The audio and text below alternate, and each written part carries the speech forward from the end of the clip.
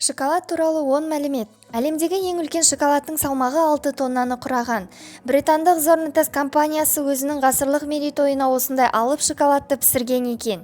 Әлемде шоколад қоры кеміп келеді. Латын Америкасында какао ағаштары белгісіз ауруға ұшырап, соның салдарынан шикізат қоры едәуір азайып кеткен көрінеді. Әзірге бұл ауру Африкаға жете қойған жоқ. Егер жете қалған жағдайда осы өнімнің бағасы күрт шарықтап кетуі мүмкін дейді ғалымдар. Шоколад туралы көптеген шығармалар жазылып, бірнеше кинофильм түсірілген. Ацтектердің билеушілері үлкен мөлшерде шоколад ішіп отырған. Мәселен, 15 ғасырда өмір сүрген Монтесума есімді билеуші күн сайын 50 тостаған қантсыз қою шоколад ішкен екен. Шоколадтың құрамында кофеиннен басқа теобрамин атты препарат бар. Теобраминнің жөтелді қан қысымының жоғарылауын басатын қасиеті бар. Алайда оны өте көп мөлшерде пайдаланған адам уланып қалуы мүмкін. Шоколад антиоксиданттерге бай. Оның құрамындағы флавоноидтер жүрекке пайдалы, әрі қатерлі ісіктің алдын алуға көмектеседі.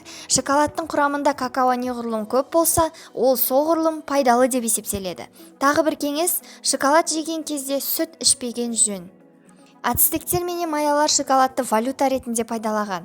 Сүтті шоколад салыстырмалы түрде жақында шыққан 1875 жылы сүтті шоколадты Nestle деген адам ойлап тапқан екен. Әртүрлі елдерге шығарылатын шоколад өнімдерінің дәмі де алуан түрлі болып келеді.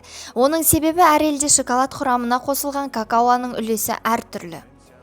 Шоколад плантацияларында негізінен балалар жұмыс жасайды. Африканың шоколад плантацияларында 56 миллионнан 72 миллионға дейін бала еріксіз еңбек етеді.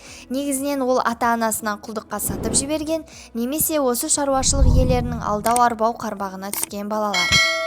Бүгінге осы, келесі кездескенше.